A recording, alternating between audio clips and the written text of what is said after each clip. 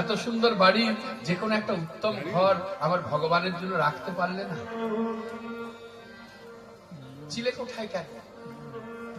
চৈত্র বৈশাখ জ্যৈষ্ঠ মাসে প্রখর রবির তাপে গা জ্বালা দিলে পোড়া দিলে কি করি আমরা? দামি দামি কোম্পানির AC, stand fan, ceiling fan, table fan কোনোটাই বাদ দিই না। আর যে ভগবানকে চিলে কোঠায় রেখেছো, এই প্রখর রবির তাপে যখন সব উত্তপ্ত হয়ে যায়, আমার ভগবানের কত কষ্ট হয় কি অনুভব করেছো? পারবে? দুর্যোগের রাত্রে নিজের কোলের ছেলেটাকে বাইরে রেখে নিজে নিশ্চিন্তে ঘরে বসে থাকতে পারবে? পারবে নিজের গর্ভের সন্তানকে ওইভাবে চিলে কোঠার মধ্যে গরমের মধ্যে রেখে দিয়ে নিশ্চিন্তে নিজে ঘরে বসে থাকতে পারবে? পারবে না। তাহলে তাকে একজন পরিবারের কেউ ভাবছো না কেন? তাকে কেন মাটি ভাবছো? তাকে কেন পাথর ভাবছো? তাকে কেন কাঠ ভাবছো?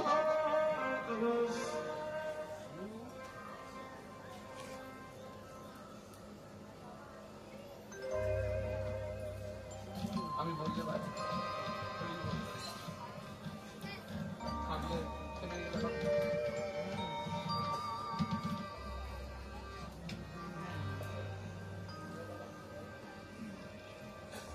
কেন মনে করছো?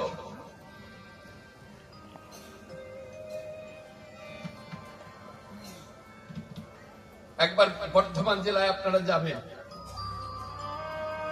গৌরীদাস পণ্ডিতের সেবিত বিগ্রহ আজও বর্তমান দণ্ডায়মান, ঝলক দর্শন হচ্ছে। অচল বিগ্রহ সচল হয়ে কথা বলেছে। একটু এগিয়ে গেলে শ্রীখণ্ড লীলা শুনেছেন ভক্ত রঘুনন্দন, ছোট্ট বালক 5 বৎসরের শিশু নাড়ু খাইয়েছিল, অর্ধনাড়ু পরে ধরা আছে। একটু এগিয়ে গেলে অগ্রণী ভক্ত গোবিন্দ ঘোষের জন্য ভগবান কাছা গলায় দিয়েছিল, ভক্তের মুখাগ্নি করেছিল, দাঁড়ে দাঁড়ে ভিক্ষা করে পিতার শ্রাদ্ধ ক্রিয়া করেছিল। রেমুনায় গেলে পরে এখনো ভক্তের জন্য কলঙ্কের কালি অঙ্গ মেখে দাঁড়িয়ে আছে। রেমুনার গোপীনাথের নাম কি? ক্ষীর চোরা গোপীনাথ। ভক্ত মাধবেন্দ্র পুরীর জন্য কলঙ্কের কালি অঙ্গে মেখেছিল। কি বাবা মেখেছিল কি? আজও কলঙ্কের কালি অঙ্গে মেখে দাঁড়িয়ে আছে। ভগবান বলছে, ওরে আমি পাথরেই থাকি, আমি কাঠেই থাকি, আমাকে ডাকার মতো ডাকলে আমি পাথর থেকে বেরিয়ে আসি, আমি মাটি থেকে বেরিয়ে আসি, কাঠ থেকে বেরিয়ে আসি। আর ডাকার মতো ডাকতে না পারলে পাষাণ হয়ে রয়ে যাব কব নয়ার কথা। আমি পাষাণ হয়ে রয়ে যাব কব নয়ার কথা। পাষাণ হয়ে রয়ে যাব কব নয়ার কথা। আমি পাষাণ হয়ে রয়ে যাব কব নয়ার কথা। আমি পাষাণ হয়ে রয়ে যাব কব নয়ার কথা। বুঝবে না কেউ কি যে আমার অন্তরেতে বুঝবে না কেউ কি যে আমার অন্তরে ব্যথা। বুঝবে না কেউ যে আমার অন্তরে ব্যথা। আমি পাষাণ হয়ে রয়ে যাব কব নয়ার কথা। পাষাণ হয়ে রয়ে যাব কব নয়ার কথা। আমি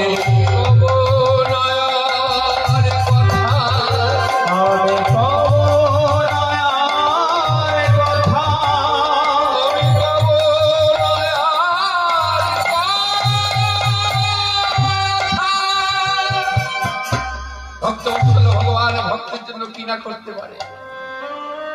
শয়নে স্বপনে জাগরণে অর্চনে বন্দনে ভজনে ভোজনে যদি কোনো ভক্ত স্মরণ করে চলে, ভক্তের মনোবাঞ্ছা পূর্ণ হয়। সভা মাঝে বসেছেন ভক্তিমতী মা ভক্ত মন্ডলী, একটা কথাও মিথ্যে নয়। ভক্ত যদি দুফোঁটা চোখের জল ফেলে আমার ভগবানের জন্য, আমার ভগবান সারা জনম সেই ভক্তের জন্য চোখের জল ফেলে। ভক্ত যদি একটা চরণ বাড়িয়ে দেয়, রাধে রাধে, একটা চরণ যদি ভগবানের উদ্দেশ্যে বাড়িয়ে দেয়, আমার ভগবান সারা জনম তার সঙ্গ ছাড়ে না।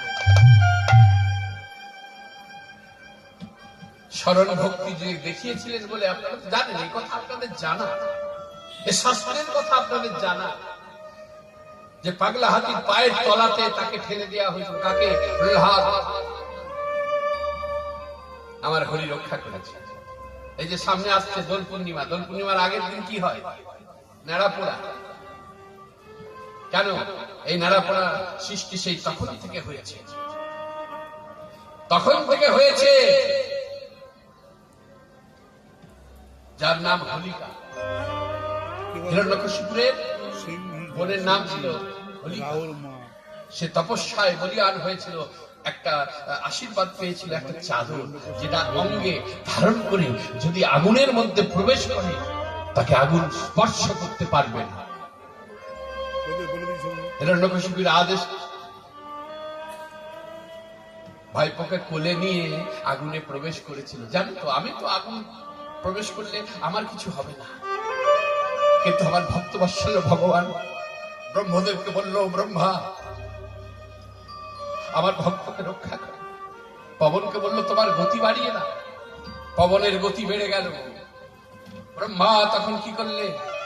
ভক্তকে রক্ষা করার জন্য তার জ্যোতিষময় তেজ সে ধারণ করলো। পবনের গতিতে হোলিকার অঙ্গ থেকে চাদর উড়ে চলে গেল। ব্রহ্মার অগ্নির একেবারে হোলিকার দেহটাকে ভস্মীভূত করলো।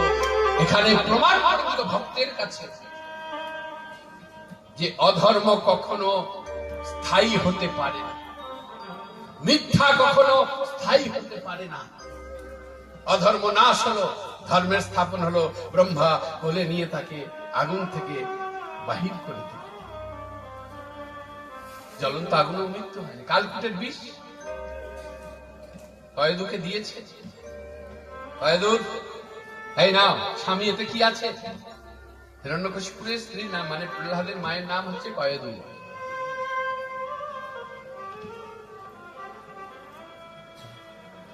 নাও, কি আছে? এতে কালকুটের বিষ আছে। কি হবে স্বামী এ বিষ? যাও, যে ছেলে পিতার কথার অবাধ্য, এমন ছেলেকে গর্ভে ধারণ করেছে, ছেলের আমি মুখ দেখতে চাই না। এই কালকুটের বিষ তুলে দাও তার বদলে।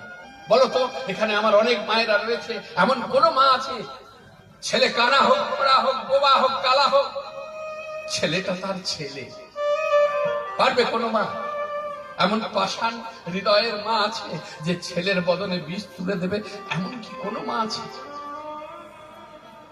চোখের জলে মুখ ভাসাতে ভাসাতে সেই কালকুটের বিষ নিয়ে গিয়েছিল প্রহ্লাদের কাছে।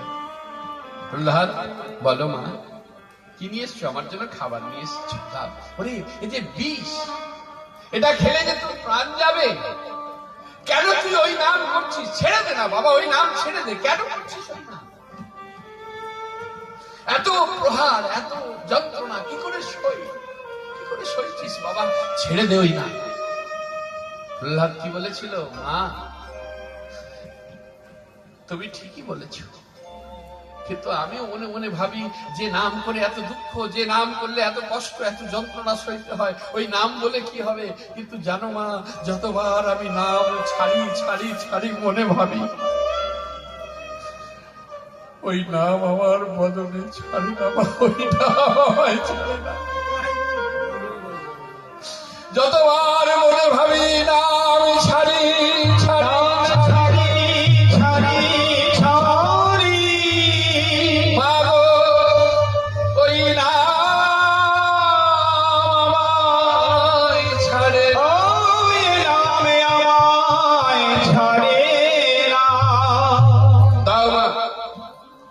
তোমার চিন্তা নেই, তুমি আমাকে ওই আমার হরিকে স্মরণ করে দাও না, বিষ ও অমৃত হয়ে যাবে, তাতেও মৃত্যু হয়। এগুলো আপনারা জানেন। পর্বত থেকে সমুদ্রে ফেলে দিয়েছিল, তাতেও মৃত্যু হয়নি। সকালবেলা কিছু ধীবর ওই ছেলেকে নিয়ে এসে হিরণ্যকশিপুরের রাজপ্রাসাদে দাঁড়িয়েছে। একজন ভৃত্য গিয়ে খবর দিল, রাজন এলো। কি ব্যাপার দলবদ্ধ ভাবে সকালবেলা আমার কাছে? কি ব্যাপার? না রাজন, আমরা গত নিশীতে সমুদ্রে জাল দিতে দিতে একটা ছেলেকে জালে কুড়িয়ে পেয়েছি। দেখে মনে হলো কোনো রাজা জমিদারের ছেলে হবে, তাই আপনার কাছে নিয়ে এসেছি। দেখুন তো চিনতে পারেন কিনা। জম করলেন, একই প্রহ্লাদ। তোকে যে ওরা পর্বত থেকে ফেলে দিল, বাঁচবি কি করে বাবা? বললো, বাবা আমি অনেক অনেক ওদের বিনয় করেছিলাম, অনেক বিনয় করেছিলাম। যেদিকে আমার দু চোখ যাবে আমি চলে যাব, তোমরা আমায় মেরো না, আমায় ছেড়ে দাও। ওরা ছাড়েনি, ওরা আমায় ছাড়েনি। পাথরের সঙ্গে দড়ি বেঁধে পর্বত থেকে ফেলে দিয়েছিল। আমি তখন মনে মনে ভেবেছিলাম, এই পাথর তো আমাকে জলের তলদেশে নিয়ে চলে যাবে, আর জলের তলায় তো কেউ শ্বাস নিতে পারে না বাবা। আমি বুঝেছিলাম আস্তে আস্তে আমার শ্বাস রোধ হয়ে যাবে, আস্তে আস্তে আমার জিহ্বায় ভগবানের নাম উচ্চারিত বন্ধ হয়ে যাবে, আমার মৃত্যু হবে, আমার প্রাণ যাবে। তাই আমি শেষবারের মতো আমার হরিকে একবার স্মরণ করেছি।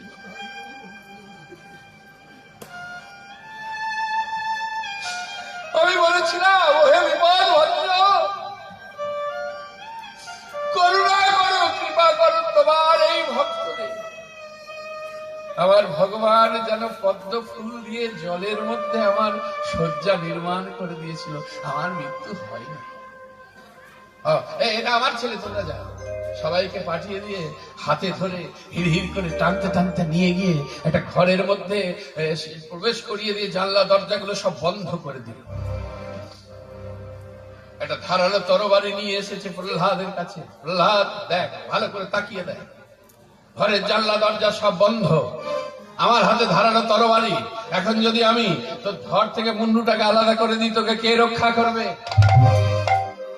প্রহ্লাদ হাসছে, ভক্ত হাসছে। কেন হাসছে? না সে জানে এই জগৎ সংসারে রাখে হরি, মারে কে। ওই যে একটা কথা বলে না, গুরু পদে মন আছে যা, পারে যাবা হবে না কি তার। গুরু পদে মন আছে যা, পারে যাওয়ার ভাবে না কি তার। গুরু পদে মন আছে যা, পারে যাওয়ার ভাবে না কি তার।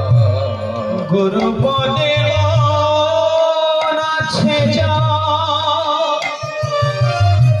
পারে যাওয়ার ভাবে না কি তার। রেখো গুরু শ্রীচরণের পাশে, ওহে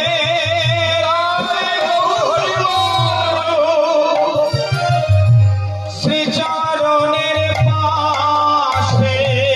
রেখো গুরু শ্রীচরণের পাশে, ও রেখো গুরু শ্রীচরণের পাশে। ওই চরণ ছাড়া করো না গো। আমায় চরণ ছাড়া করো না গো। চরণ ছাড়া করো না গো। আমি তোমার তব চরণে মিনতি জানাই, আমায় চরণ ছাড়া করো না হে। আমি তব চরণে মিনতি জানাই। আমি সব বিলাপ তব চরণে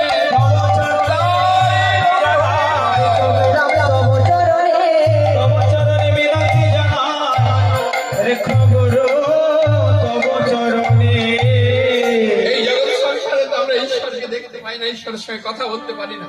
পারি বাবা, যা কিছু ঈশ্বরকে সেবা দিই, থালি ভর্তি দিয়ে আসি, আবার থালি ভর্তি বার করে নিয়ে আসি। আমার ঈশ্বরের সঙ্গে কথা হয় না, ঈশ্বরের সঙ্গে সাক্ষাৎ হয় না, ঈশ্বরের সঙ্গে দেখা হয় না। কিন্তু আমার ঈশ্বরকে, আপনার ঈশ্বরকে, একমাত্র আপনার আমার ঈশ্বর এই জগৎ সংসারে যাকে সচক্ষে আমরা দেখি, সে হলো আপনার আমার পরম দয়াল শ্রী গুরুদেব। দীক্ষা নিতে হবে। যারা এখনো গুরুচরণ আশ্রয় করনি, তাদের উদ্দেশ্যে দীনকৃষ্ণ ব্রহ্মচারী জানিয়ে যাচ্ছে, তোমরা দীক্ষা নাও। দীক্ষা কি জানো মায়েরা? দীক্ষাটা হলো যেমন কোটি টাকা দিয়ে যদি মন্দির কেউ তৈরি করে, আর সেই মন্দিরে যদি কোনো দেবতা প্রতিষ্ঠা না হয়, ভগবত প্রতিষ্ঠা না হয়, সে মন্দিরে কেউ কি প্রণাম করবে? কেউ কি মন্দির প্রাঙ্গণে গিয়ে গড়াগড়ি দেবে? দেবে না। কিন্তু যখন ওই মন্দিরে ভগবানকে প্রতিষ্ঠা করে দেওয়া হবে, ওই মন্দিরে তখন আর ভক্ত নোংরা ধুলো বালি কিছুই মানবে না, সেখানে গিয়ে গড়া দেবে, ভগবত চরণে মাথা ঠুকবে। ঠুকবে কি? বলো, কোটি কোটি টাকা দিয়ে মঠ মন্দির তৈরি হলো, একটা কথা জেনে রাখবেন, আপনার আমার মতন এই দেহ মন্দিরের মতো দামি মন্দির আর জগতে একটাও নেই। এ সত্য। যা আছে বিশ্ব ব্রহ্মাণ্ডে তাই আছে এই দেহ ভাণ্ডে। কিন্তু এই দেহ ভাণ্ডে যা কিছু ঠাকুরটা কেন, যদি গুরুচরণ আশ্রয় না করে, দীক্ষা যদি না নেয়, আমার আপনার এই দেহটা কি জানো? যেমন সারা বিশ্বের মশলা দিয়ে রন্ধন করে তাতে যদি লবণ না দেয়, সেটা যেমন সেবার যোগ্য হয় না। আপনারা বসেছেন সভা মাঝে, ভক্তিমতী মা ভক্তমন্ডলী, কথাটা কি মিথ্যে? সারা বিশ্বের মশলা দিয়ে রন্ধন করবেন, কিন্তু সামান্যই লবণ যদি আপনি না দেন, আপনার আমার এই রন্ধন আর সেবায় লাগবে না। যেমন দেহ থেকে প্রাণ চলে গেলে, অলঙ্কারে অলঙ্কারে সুসজ্জিত করলে যেমন আর শোভা হয় না, দুর্লভ মানব জন্ম গ্রহণ করে যদি গুরুচরণ আশ্রয় না করে, তাহলে আপনার আমার এই দেহটা মৃত শরীরে অলঙ্কারের মতো, লবণ বিনা ব্যঞ্জনের মতো হয়ে যায়। রাধে রাধে। বুঝতে পারছেন মায়েরা? দীক্ষা মানে কি? দীক্ষা মানে তাহলে একটা মন্দির প্রতিষ্ঠিত হয়েছে, কিন্তু এই মন্দিরে ভগবান নেই। যখন আপনি গুরুচরণ আশ্রয় করবেন, আমি যখন গুরুচরণ আশ্রয় করব, গুরুদেব মন্ত্রের দ্বারা যে একটি বিগ্রহ নির্মাণ করে আপনার আমার হৃদয় মন্দিরে স্থাপন করে দেবে, ওই হলো তখন অতি অবশ্যই। আপনারা জানেন, ঈশ্বরকে তখন স্মরণ নিষ্ঠার সঙ্গে হবে, যেটা প্রহ্লাদ মহারাজ করেছিলেন। প্রহ্লাদ মহারাজ করেছিলেন, বলেছিল, বাবা তুমি দেখো না, ইট কাঠ পাথরের জানলা দরজা বন্ধ করেছো, কিন্তু তোমার নবদ্বারের দরজাকে কি তুমি বন্ধ করতে পেরেছো? আমার হরি আমাকে রক্ষা করবে। কোথায় তোর হরি? ওই স্তম্ভ দেখিয়েছিল, কঠিন মুষ্টি ঘাতে ভেঙেছিল। আমার ভগবান নরসিংহ রূপ ধারণ করে ভক্তকে রক্ষা করেছিল। তাহলে যে কোনো একটা ভক্তিকে আমরা যদি আশ্রয় করতে পারি, অতি অবশ্যই হবে, অতি অবশ্যই হবে। জয় জয় শ্রী রাধে রাধে। তাই আপনারা জানেন, মাঝখানে একটা কথা বলি, একটা যজ্ঞ চলছে মানে অনেক অর্থ ব্যয় হয়, অর্থ ছাড়া যজ্ঞ হবে না। আপনারা সহযোগিতার হাত বাড়িয়ে দেন বলে এটা সম্ভব হয়, মহামিলন ক্ষেত্র হয়ে ওঠে। তাই এই যে যজ্ঞ গত 2 দিন হয়ে গেছে, আজ হচ্ছে, এখনো কদিন হবে, তা আপনাদের চরণে আমার কমিটির বাবারা আসছে, আপনারা কৃপা করে একটু সহযোগিতার হাত বাড়িয়ে দেন, যার যেমন সামর্থ্য, যাতে করে যজ্ঞটাকে বজায় রাখা যায়। এবং প্রত্যেক বছর এক একজন এক একটা দায়িত্ব নিলে পরে খুব ভালো হয়। সেটাও আমি বলে দিলাম, কমিটির বাবারা আপনাদের চরণে আসবে, আপনাদের যার যেমন সামর্থ্য একটু সহযোগিতার হাত বাড়িয়ে দেবে। আর যদি মনে হয় যে দীনকৃষ্ণ বাবার হাত দিয়ে কমিটির হাতে আমরা কিছু দিতে চাই, সেটাও আপনারা এসে দিতে পারেন, আমি সসম্মানে গ্রহণ করে কমিটির হাতে আমি সেটা প্রদান করে দেব। নিতাই গৌর হরি বল, নিতাই গৌর হরি বল, হরি বল। তাহলে আজকে রাধারানীর অভিমান কেন হয়েছে? এবার চলুন আসল জায়গায়। কথা দিয়ে কথা রাখতে পারেনি ভগবান। বলরামের কাছে শয়ন করেছিল, উঠে যেই যেতে যাবে, হ্যাঁ, তখন আবার নূপুর কি হয়েছিল? নূপুর বেজে উঠেছিল গো। যেই দাদা বলরামের কাছে উঠে এবার রাধারানীর কুঞ্জে যেতে যাবে, বেজে উঠিল, বেজে উঠিল বেজে উঠিল চরণে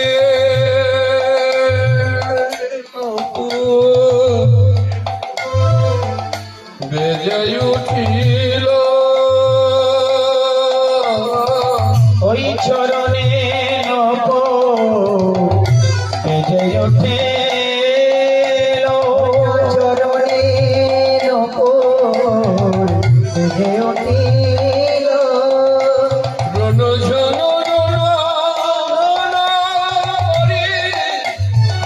চরণে নকুল বেজে উঠিল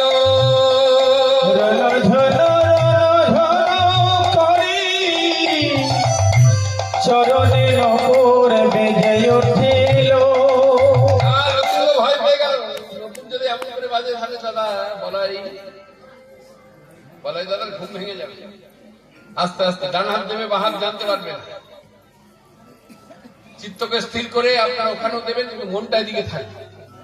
হরি বল, হরে কৃষ্ণ। মন চঞ্চল হলে হবে না। কেন? না, আগে মুখ্য সন্ধানটাকে জানতে হবে। চরণে যেই বাবা নকুল বেজে উঠেছে, গোবিন্দ আমার ভয় পেল। দাদা বলরাম তো জেগে যাবে, আর জেগে গেলেই আমাকে আর যেতে দেবে না, টিপে শুইয়ে দেবে। ওরে ওরে ওটা নাই, এখনো সকাল হয়নি, গোঠে যাবার সময় হয়নি, শুয়ে পড়। তাই নকুলকে বলছে, নকুল বাজিস না রে, ওরে বাজিস না রে, বাজিস না রে, তোর হাতে ধরি আর পায়ে পড়ি। ওরে নকুল বাজিস না রে, তোর হাতে ধরি আর পায়ে পড়ি। ওরে নকুল বাজিস না রে। আর নকুল মনে মনে ভাবছে, প্রভু কত যোগী ঋষি ধ্যানী কর্মী যুগ যুগ তপস্যা করে তোমার চরণ পায়, আর আমি তোমার চরণ পেয়েছি, আমার আনন্দ হবে। এই নকুল ছিল আগে অর্ণব, গুরু সেবা করতে গিয়েছিল। বিশ্ব বসু বলে একজন, আর অর্ণব বলে গুরু শিষ্যের এখানে সেবাতে ত্রুটি হয়েছিল। অর্ণব শিষ্য আর বিশ্ব বসু গুরু। চরণে নোকের আঁচড় লেগেছিল। গুরুদেব প্রধান্বিত হয়ে বলল, সেবা জানো না, সেবা করতে এসেছ, যাও, তোমাকে আমি অভিশাপ দিলাম, তুমি ভেঙে ফেলে জন্ম।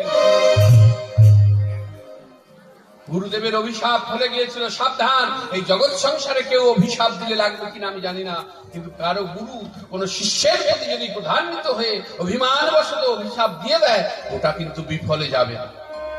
খুব সাবধান। গুরুর প্রতি এমনই শ্রদ্ধা, এমনই আচরণ রাখো, যাতে করে গুরুদেব কখনো সেই সুযোগটা না পায়, গুরুদেব যেন কখনোই প্রধান্বিত না হয়, লক্ষ্য রাখতে হবে। গুরু সেবায় যেন কখনো ত্রুটি বিচ্যুতি না হয়। সেই ভেগ রামচন্দ্রের তপস্যা করেছিল, যুগটা তেতা যুগ। রামচন্দ্রের তপস্যা করেছিলেন। রামচন্দ্র প্রভু যখন সীতামাকে উদ্ধার করতে গিয়ে যখন সমুদ্রে স্নান করবে বলে ধনুকটিকে বালির মধ্যে রেখে স্নান করে উঠে এসেছে, ধনুকটি তুল্য লক্ষণ দেখতে পেল রুধির। কি ব্যাপার, এখানে রুধির কেন? বালুকা সরিয়ে দেখলো সেখানে একটা আত্মরা অবস্থায় ভেগ রামচন্দ্রের জয়গান করছে। রামচন্দ্র বলল, হ্যাঁ রে, তুই আমারই নাম করছিস, তা যখন তোর আঘাত লাগছে তুই তাহলে আমাকে ডাকলি না কেন? এক করজোরে বলেছিল, প্রভু যখন সর্প আমাকে ধরতে আসে, তখন আমি বাঁচার জন্য তোমাকে চিৎকার করে করে ডাকি, আর আজকে তুমি আমাকে মারছো,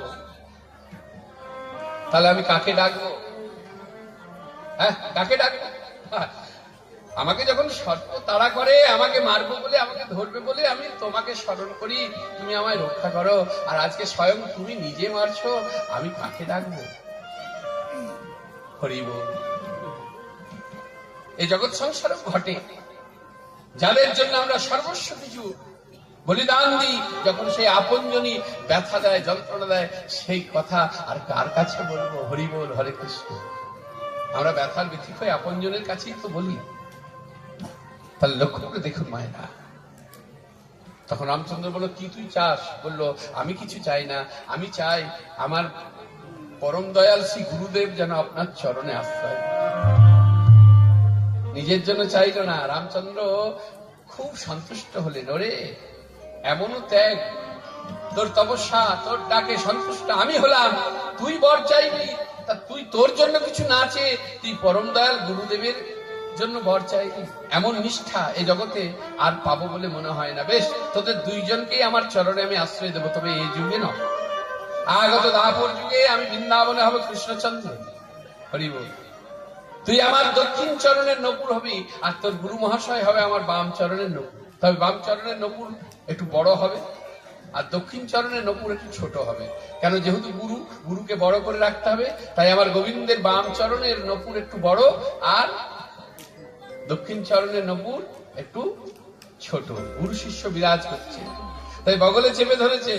হ্যাঁ, বাজিস না রে, বাজিস না রে, বাজিস না রে, তোর হাতে ধরিয়া রে পায়ে পড়ি, ওরে নপুর বাজিস না রে, তোর হাতে ধরিয়ার পায়ে পড়ি, ওরে নপুর বাজিস না রে, তোর হাতে ধরে আর পায়ে, আরে বলাই দাদা জেগে যাবে, তোর হাতে ধরিয়ার পায়ে পড়ি, বলাই দাদা লেগে যাবে, হাতে ধরিয়ার পায়ে পড়ি, ওরে নপুর বাজিস না রে।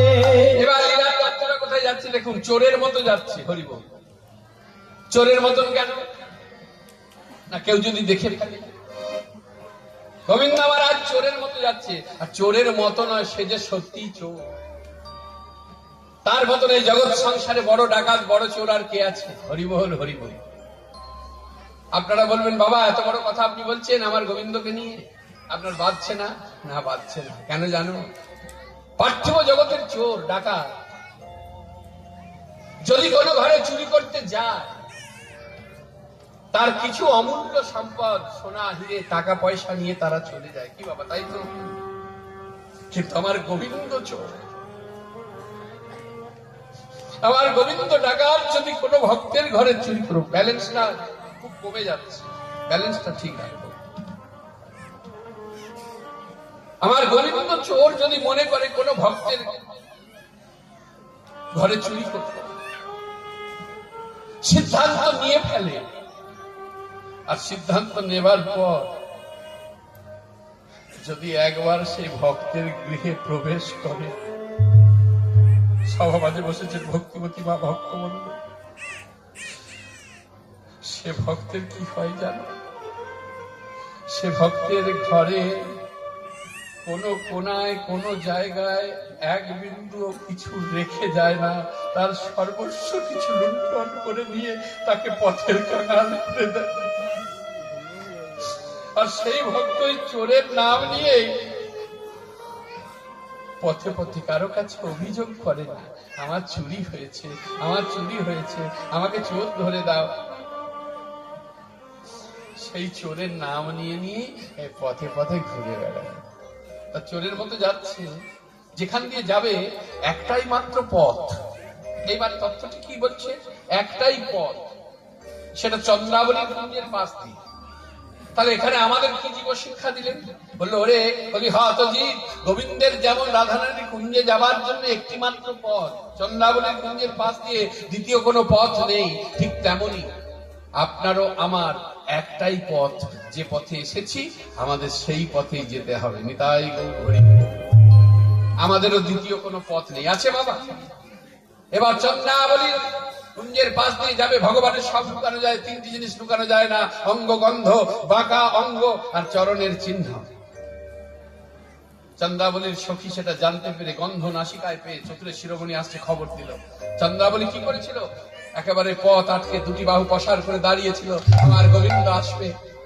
ভক্ত যদি কখনো এইভাবে অপেক্ষা না করে, পথপানে যদি তাকিয়ে দাঁড়িয়ে না থাকে, আসবে আসবে বলে পথপানে চেয়ে যদি চাতক পাখির মতো অপেক্ষা না করে, ভগবান কি তার ঘরে আসে গো? যেতে যেতে হঠাৎ করে অন্ধকারের মধ্যে চন্দ্রাবলীর অঙ্গে লেগেছিল আঘাত। কে? কে তুমি? আমি চাঁদ। চাঁদ? চাঁদ। তা আমরা তো দুটো চাঁদ জানি, চন্দ্রাবলী বলছে দুটো চাঁদ জানি, একটা হচ্ছে গগনের চাঁদ আর একটা হচ্ছে ব্রজের কালা চাঁদ। তা তুমি কোন চাঁদ? যেই বলেছে তুমি কোন চাঁদ, কাপা কাপা কণ্ঠে আমার গোবিন্দ বললেন আমি হলাম কালা চাঁদ। সঙ্গে সঙ্গে চন্দ্রাবলী বলছে তুমি কোন গগনে উদয় হবে, কোন গগনে উদয় হবে, কোন গগনে উদয় হবে বলি বলো বলো কালা চাঁদ কোন গগনে উদয় হবে, ওহে বলো বলো ও কালা চাঁদ, বলি কোন গগনে উদয় হবে, বলো বলো ও কালা চাঁদ, কোন গগনে উদয় হবে বলো বলো ও কালা চাঁদ, কোন গগনে উদয় হবে। বলো কালা চাঁদ কোন গগনে উদয় হবে। তোমাকে বলতে হবে না, আমি জানি। এই পথে নীতি করো গতি, এই পথে নীতি করো গতাগতি, এই পথে নীতি তুলে দাও করো গতা যেমন বিভক্ত রাখতো গানে। এই পথে নীতি করো গতি, এই পথে নীতি করো গতাগতি, আমি নপুরের ধ্বনি শুনি গো,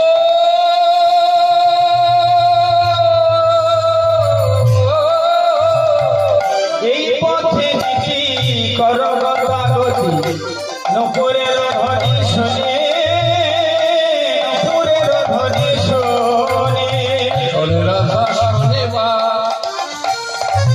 আমার নৈরাশ, আমি বলছি একাকিনী, করো রাধা শোনে বাস, আমার নৈরাশ, আমি বলছি একাকিনী। এখন রাধা শোনে বা আমার নৈরাশ, আমি বলছি একাকিনী, করো রাধা শোনে বাস, আমার নৈরাশ, আমি বলছি একাকিনী। তোমায় ছাড়িয়া নাই বধূ হে ছাড়িয়া নাহি করিব, বধূ হে ছাড়িয়া নাহি গো দেব তোমায় হৃদয়ে মাঝে রেখে দিব, হৃদয় মাঝে রেখে দেব, হৃদয় মাঝে রেখে দেব বলিও হে আমার পরাণে বধূ, তোমায় হৃদয়ে মাঝে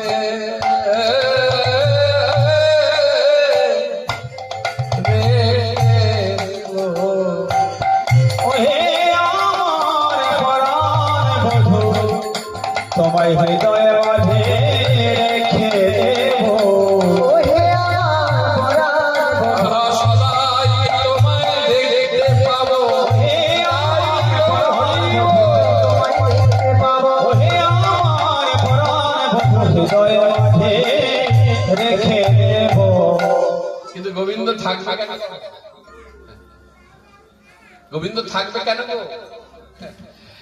গোবিন্দ বলছে চন্দ্রে কালাসি হাম ফুরাইব কাম, কালকে এসে তোমার মনোবাঞ্ছা পূর্ণ করবো, আজকে আমাকে যেতে দাও।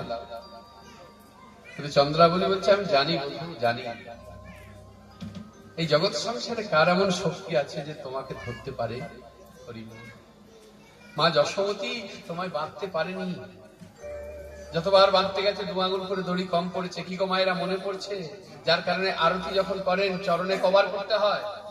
চরণে 4 বার। অর্থাৎ ধর্ম অর্থ কাম মোক্ষ তত্ত্বগুলো জানতে হবে, তাত্ত্বিক ব্যাখ্যাগুলো জানতে হবে। ধুমধাম করে ঘুরিয়ে দিলেই হবে না। এমন লাফিয়ে ঝাঁপিয়ে এক একজন আরতি করছে, ভগবান বলে ওরে তোর পঞ্চবদীপ থামা, না আমায় ছিটকে লেগে যায়। আরতির মানে জানতে হবে। ধর্ম অর্থ কাম মোক্ষ তাই চরণে 4 বার কামনা করতে হয়। ধর্ম অর্থ কাম মোক্ষের মধ্যে তুমি যে কোনো, আমার কিচ্ছু চাই না, তুমি আমাকে মোক্ষ দাও। নাভিতে 2 বার কেন? না ওই যে মা যশোমতী বাঁধতে পারেনি। অনেক ছেলে দুষ্টুমি করলে মায়েরা কি বলে, ওরে তোর মতন ছেলের চরণে গড় করি, তোর মতো ছেলে চরণে গড় করি, থাম বাবা থাম, বিরক্ত হয়ে বলে না। যশোমতী মা তাই বলেছিল, তাই যশোমতী মায়ের আত্মনিবেদন হয়েছে। মনিটরটা কম হয়ে গেছে, মনিটরটা তুলে দাও। মনিটরটা কমিও না।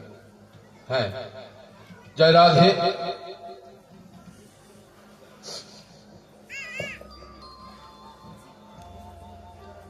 রাধে রাধে। হ্যাঁ, মনিটরটা তোলা থাক, মনিটরটা কমিও। খুব সুন্দর।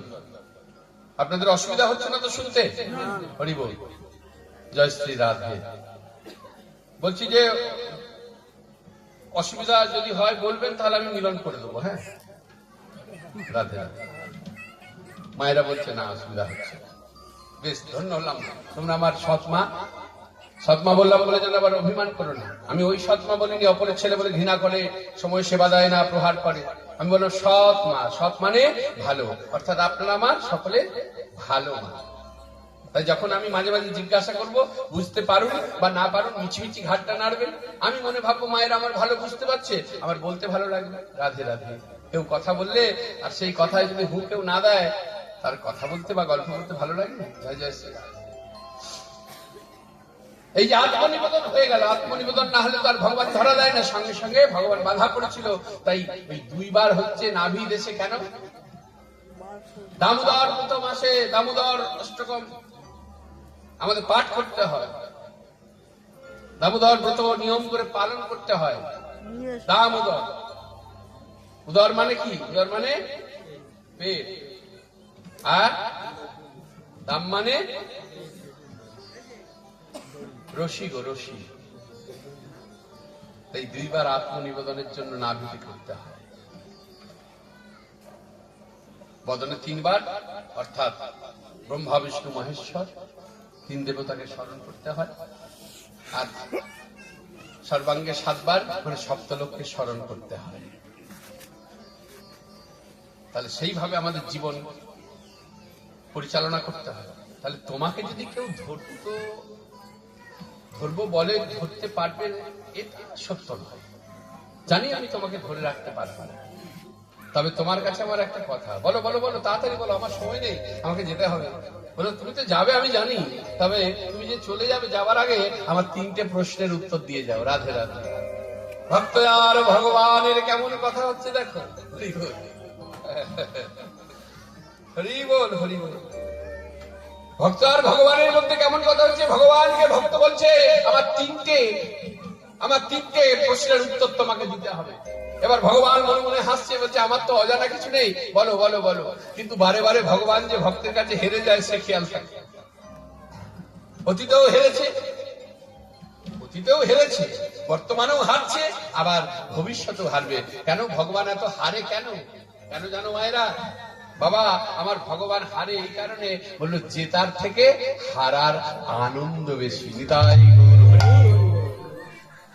জেতার থেকে হারা, যেমন দেখবে মায়েরা রন্ধন করে, পারতো তো মায়েরা উদর পরিপূর্ণ করে আগেই নিজেরা টপ টপ টপ টপ করে সেবা করে নিতে। হ্যাঁ, অনেক মায়ের অভ্যাস আছে, ওই কি করে রান্নার সময় মানে মন মানে না, তাই তো ভালো হবে তো, ভালো হবে তো, ভালো হবে তো, যদি খারাপ হয় লোকে কি বলবে, প্রভু কি বলবে, খেতে পারবে কিনা, এইসব চিন্তা করতে গিয়ে মায়ের একটা অপরাধ করে। কি করে? ওই যে খুন্তি ডগে করে নিয়ে দেখে নিল। এটা করবেন না মা। আপনারা লক্ষ্মীর প্রতীক, আপনারা শক্তির আধার। আপনাকে খেয়াল রাখতে হবে যে আপনার গৃহে কোনো না কোনো গুরুজন রয়েছে। আপনার স্বামী হোক, আপনার শ্বশুর মশাই বা আপনার শাশুড়ি মাতা বা আরো পরিবার বর্গের কোনো আপনার থেকে বয়সে বড়, তাহলে সে আপনার গুরুজন, তাকে সেই রন্ধন সেবা দেবেন। তাহলে তার আগে আমরা ভগবানকে সকলেই যে নিবেদন করে সেবা করি তা তো নয়, যারা করেন তাহলে পরে ওই সেবা করাটা অপরাধ। মানে সকলের আগে তুমি সেটাকে উচ্ছিষ্ট করে দিচ্ছ, প্রসাদী করে দিচ্ছ। অনেকে ভাবে যে দূর বাবা, আমি তো আর কড়াতে মুখ দিন, আমি তো খুন্তি করে তুলে নিয়েছি। বললো না, মাধবেন্দ্রপুরীর কথা মনে আছে? ওই ঘন্টা বেজে গিয়েছিল, কামনা করেছিল, অমৃত কেলি ক্ষীরের কামনা করেছিল যে তোমাদের কি দিয়ে ভোগ লাগে গো? বলেছিল অমৃত কেলি ক্ষীর দিয়ে ভোগ লাগে। যদি পেতাম তাহলে সেবা করে দেখতাম, ভালো লাগলে আমার বৃন্দাবনে গোপীনাথকে গিয়ে দিতাম। আর মন্দিরে ঘন্টা বেজেছিল।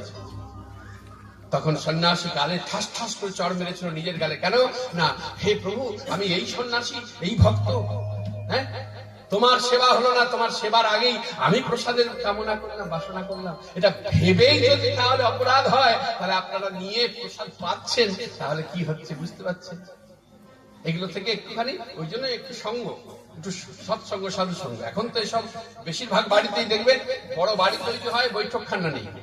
আগেকার দিনে বৈঠকখানা থাকতো, সন্ধ্যা নেমে এলে বয়োজ্যেষ্ঠ বাবা মায়ের একত্রিত হয়ে ভাগবত পাঠ, গীতা পাঠ, কৃষ্ণ নাম করতো। এখন সব ধার ধারে না। বয়োজ্যেষ্ঠ বাবাদেরকে দেখবেন, অধিকাংশ বয়োজ্যেষ্ঠ বাবারা কি করে, চায়ের দোকানে বসে বাজে বাজে বাক্যালাপ করে, আড্ডা মারে, তাসের আড্ডায় বসে। অনেক মায়েরা দেখবেন সংসারের সন্ধ্যা বাতি পর্যন্ত দেয়া বন্ধ করে দিয়ে কি করে, বোকা বাক্সের সামনে গিয়ে বসে রাধে রাধে। মানে তখন সন্ধ্যাবেলা ভালো ভালো সিরিয়াল গুলো হয়। তা যাই হোক, ভগবান তো জানে যে আমার তো অজানা কিছু নেই, আমি উত্তর দিয়ে দেবো, কিন্তু ভক্ত যে কি প্রশ্ন করবে ভগবানের অজানা ছিল। ভক্ত কি প্রশ্ন করলো জানো? যাও যাও হে মাধব, যদি তুমি রাধা নাথ হও তবে চলে যাও রাধার কাছে। রাধার কাছে যাও, তুমি যদি রাধানাথ হও, রাধার কাছে যাও। তুমি যদি গোপী বল্লভ হও, চলে যাও গোপীদের চলে যাও কাছে। গোপীদের কাছে। হে মাধব, যদি তুমি জগতের নাথ জগন্নাথ হও, জগন্নাথ হও, বলো আমি কি জগৎ ছাড়া হলাম, আমি কি জগৎ ছাড়া হলাম। হরি বলো বলো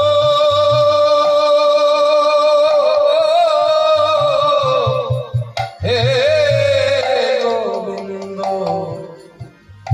আমি কি জগৎ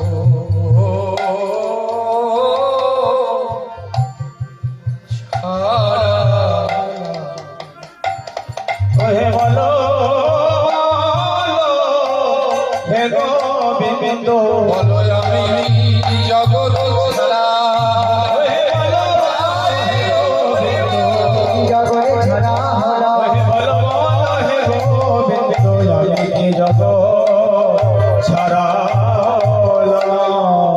গোবিন্দ মাথা নত করে আছে, কি উত্তর দেবে? উত্তর নেই। চন্দ্র, আজকে যেতে দাও না তুমি, কালকে তোমার মনোবাঞ্ছা পূর্ণ করবো। চন্দা বলে দেখলে এইভাবে হবে না, নারী জাতি শেষ শক্তি প্রয়োগ করলো, এতে কে বলিয়া করে ধরিয়া, একটু উলুক ধরে দেখি মায়েরা, এতে কে বলিয়া করতে ধরিয়া, এতে কে বলিয়া করে ধরিয়া, এতে কে বলিয়া করতে ধরিয়া, চুম্বন বদন চাঁদে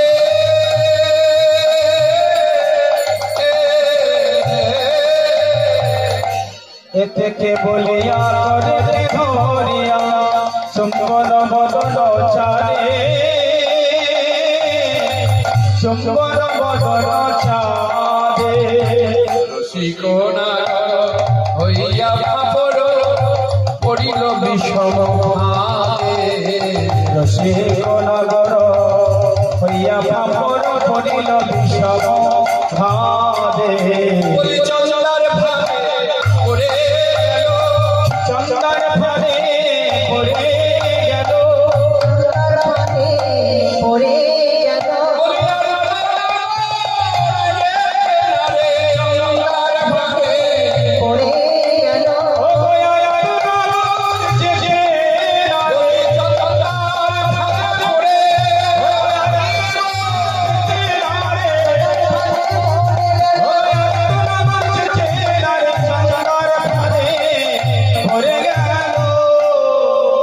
চন্দ্রাবলীর ফাঁদে পড়ে গেল। যেই করে ধরে বদলে চুম্বন দিচ্ছে, এখানে কি শিক্ষা পেলাম আমরা? তাহলে চন্দ্রাবলীর মায়াতে, চন্দ্রাবলীর ফাঁদে পড়লেন আমার গোবিন্দ। আমরা পড়িনি, আমরাও পড়েছি। যেদিন মাতৃগর্ভ থেকে এসেছিলাম, ওই যে সুতিকার ঘরে মা যে মুখে একটু মধুদান করে, ওই মধুদানের সাথে সাথে আমিও মায়ার দাস হয়েছি। আমিও আমার আমার করতে করতে ভগবানকে যে কথা দিয়েছি ভুলে গেছি, আমিও মায়ায় পড়েছি। এই সারা নিশি চন্দ্রার কুঞ্জে নিশি যাপন করে প্রভাত কালে রাধারানীর কাছে গিয়েছিল। তাই রাধারানীর অভিমান হয়েছিল যখন অভিমান বুঝতে পেরে, তাই গোবিন্দ আমার রাধারানীর চরণ ধরে, রাধে দুটো কথা বলো, আমার দিকে ফিরে তাকাও। কিছুতেই তাকাচ্ছে না, কথা বলছে না। আস্তে আস্তে কি কথা হচ্ছে? কিছুতেই যখন ফিরে তাকাচ্ছে না, রিভাবটা একটু কমিয়ে দাও, অনেকটা রিভাব হয়ে গেছে। জয় রাধে। হ্যাঁ।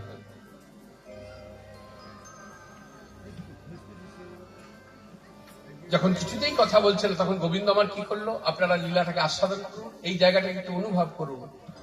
গোবিন্দ আমার বলতে লাগলেন, হে রাধে, হাম তুহায় অনুগত,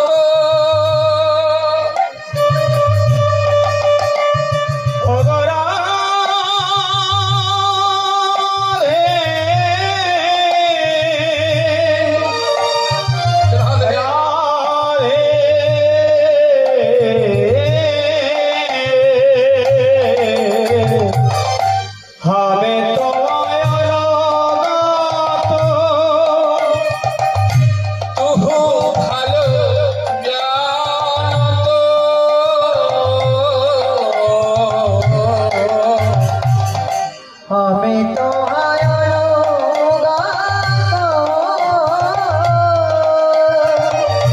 তো ভালো জানো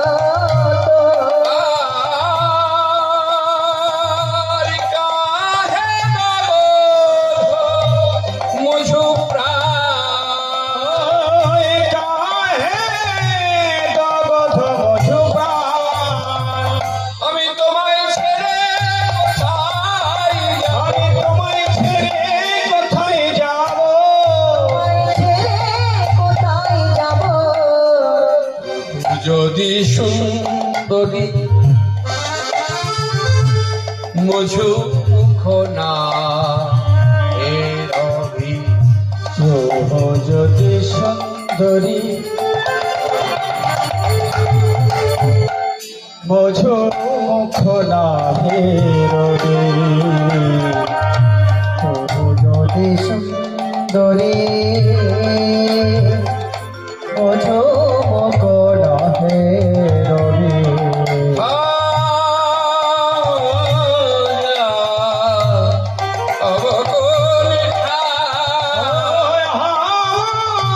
যাও বকন আমি তোমায় ছেড়ে তোমায় ছেড়ে কোথায় যাব? ছেড়ে কোথায় যাব?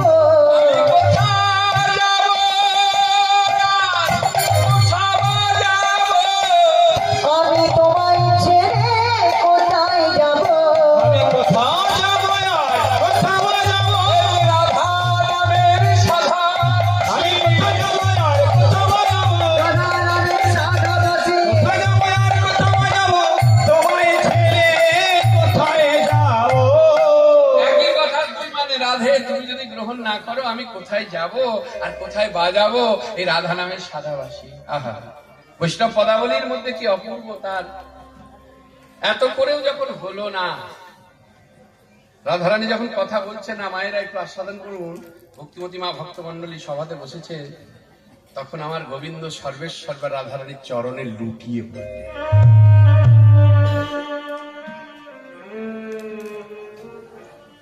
রাধে, সরগর লখন্দন মম শিরসি মন্ডল মন্ডল দেহি